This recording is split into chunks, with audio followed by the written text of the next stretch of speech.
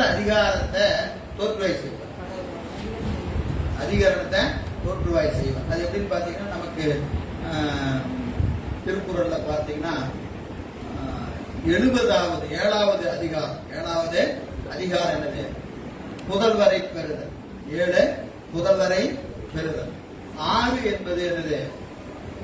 வாழ்க்கை துணை நலம். வாழ்க்கை துணை நலம். வாழ்க்கை முதல்ல பாயிரம் வச்சாரு, 4 அதிகாரம் வச்சிருக்கிறார். பாயிரத்துல 4 அதிகாரம் இருக்கிறது. என்னதுங்க?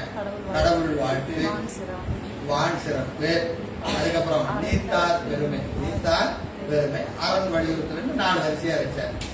பாயிரம் வைத்த உடனே அடுத்து என்ன வைக்கிறாருங்க? இல்வாழ்க்கை. அடுத்து என்ன வைக்கிறாரு? இல்வாழ்க்கை. இல்வாழ்க்கை என்பது அது யாரு? ஒரு இல்லறத்துல வாழக்கூடிய ஆணுக்குரிய இலக்கணம். இல்வாழ்க்கை என்ற அந்த 10 குறட்பாவும் இல்லறத்தை நடத்தக்கூடிய ஆணுக்குரிய இலக்கணமாக 10 குறட்பா வைக்கிறார். அடுத்தது வாழ்க்கை துணை நலம். இந்த இல்லறத்தை வாழ்றவன் அவளுக்கு துணை நலம் எப்படி இருக்கணும்? அந்த பெண், ஏன்னா இல்லறம் என்பது எப்படி இருக்கிறது? கணவனும் மனைவியும் கூடணும். கணவன் எப்படி இருக்கணும்னா அங்க எப்படி இருக்கணும்? இல்லறவியல்ல முதல்ல இருக்கக்கூடிய இல்வாழ்க்கை என்கிற அதிகாரத்துப்படி யார் இருக்கணும்? கணவன் இருக்கணும். மனைவி எப்படி இருக்கணும் அப்படின்னு கேட்டா வாழ்க்கை துணை நலம்னு ஒரு 10 பாட்டு வச்சோம். ஆணுக்கு ஒரு 10 பாட்டு, பெண்ணுக்கு ஒரு 10 பாட்டு. இந்த வாழ்க்கை துணை நலத்தை முடிக்கிற போது 60வது குறட்பால மங்களம் என்ப மனைமாட்சி, அது மங்களம் நன்மக்கள் பேரு. நன்மக்கள் பேரு. இப்போ கணவனும் மனைவியும் கூடி வாழ்கிற இல்லறம் என்பது எப்ப முழுமை அடைகிறது என்று சொன்னால் நல்ல மக்களை ஈர்த்தெடுத்தல். நல்ல மக்கள் பிறந்தாதான் அந்த இல்லறம் என்பது முழுமை பெறுகிறது அப்படின்னு சொல்லி வாழ்க்கை துணை நலத்துல கடைசி குறட்பால நன்மக்கள் பேரு அப்படின்னு சொல்லி முடிக்கிறார். இது ஏன்னு கேட்டீங்கன்னா அடுத்த அதிகாரம் புதல்வரை பெறுதல். இந்த புதல்வரை பெறுதல் என்கிற அதிகாரத்தை இந்த கடைசியில தோற்றுவாய் செய்கிறார். தோற்றுவாய் என்னதுங்க? எப்பவுமே நம்ம ஒரு பாடம் நடத்துறோம்னா அடுத்த பாடத்தை அப்படியே தொடரும். ஏன்னா அங்க தொட்டா புரியாது. அதுக்கு என்ன செய்யணும்? முன்னாடியே அது கொஞ்சம் அப்படி இன்ட்ரோடக்ஷன் கொடுக்கணும். இதெல்லாம் வள்ளுவ பெருமான் செஞ்ச உபகாரம். முன்னாடி நடத்தின பாடத்தை என்ன செய்யணும்? ரீகால் பண்ணணும். பாடம் எப்படி நடத்தணும்னு எவ்வளவு அழகா பண்றாரு. முதல்ல போன வகுப்புல என்ன நடந்தது அப்படின்னு வந்த உடனே என்ன செய்யணும்? அதை ஒரு ரீகால் பண்ணணும். அப்புறம் இன்றைய பாடத்தை நடத்தணும். முடிக்கும் போத அடுத்த வகுப்புக்கு உன்னால அப்படியே தொடரும். அப்படியே இதெல்லாம் வள்ளுவ பெருமான் தன் குறட்பால வச்சிருக்கிறார். 60வது குறட்பால நன்மக்கள் பேரு அப்படின்னு அடுத்த அதிகாரத்தை தோற்றுவாய் செய்கிறார். அது போல இங்க நமக்கு அடுத்த அதிகாரம் எது? இருள் மலம், ஆணவ மலம் பற்றிய இயல்புகளை அங்க சொல்றாரு.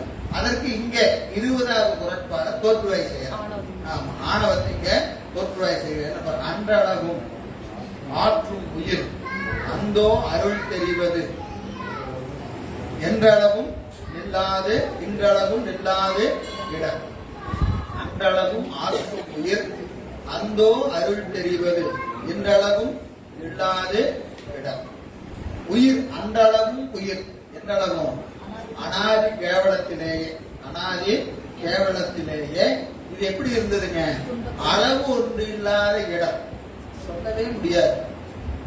அனாதி கேவலத்துல ஆன்மா பெற்ற துன்பத்தை சொல்லவே முடியாது. நம்ம ஏற்கனவே சொல்லி இருக்கிற கண்ணு இல்லாத ஒரு குழந்தை. ஆனா ஆரம்பத்தில் எப்படி கிடந்ததுங்க? கண்ணு இல்லாது, காது கேட்காது, கை இல்ல, கால் இல்ல, வாய் ஊமை.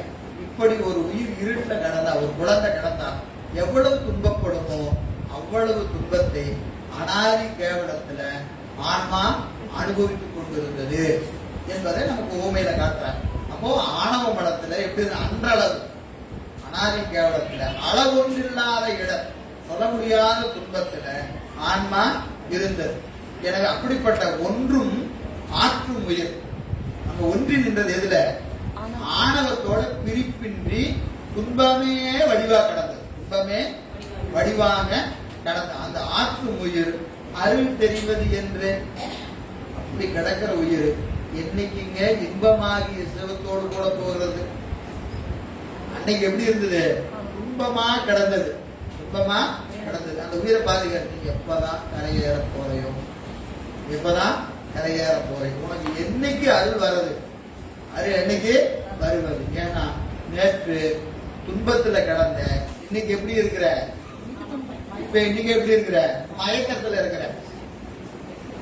நேற்று இருந்தது துன்பம், இன்னைக்கு இருக்கிறது மயக்கம். ஏன் என்ன மயக்கம்? மயக்கங்க ஒன்றையா அப்படி சொல்லக்கூடாது. இன்னைக்கு என்ன மயக்கம்? உண்மையான பொருள் உண்மையான பொருளா தெரியல, பொய்ப்பொருள் மெய்ப்பொருளாக தெரிகிறது, மெய்ப்பொருள் பொய்ப்பொருளாக தெரிகிறது. இதுக்கு மயக்கம்னு பேர். இதுக்கு என்ன பேரு? மயக்கம். கேவலத்துல துன்பமா இருந்தது, சகலத்துல எப்படி இருக்கு? மயக்கத்துல இருக்கு. மயக்கத்துல இருக்கு. சுத்தத்துலதான் எப்படி இருக்கும்? இன்பமயமா இருக்கும். சுத்தத்துக்கு போனா இன்பமயமாக இருக்கும். நம்மளும் சுத்தத்துக்கு போகணும் தான், சுத்தத்துக்கு போகணும் தான். இப்ப என்ன போலாம்? சாப்பிட போலாம். அந்த இன்பம் இல்லையோ, இந்த இன்பத்தையாவது அனுபவிப்போம். தெரிஞ்சுக்கணும். சாப்பாடு கிளம்ப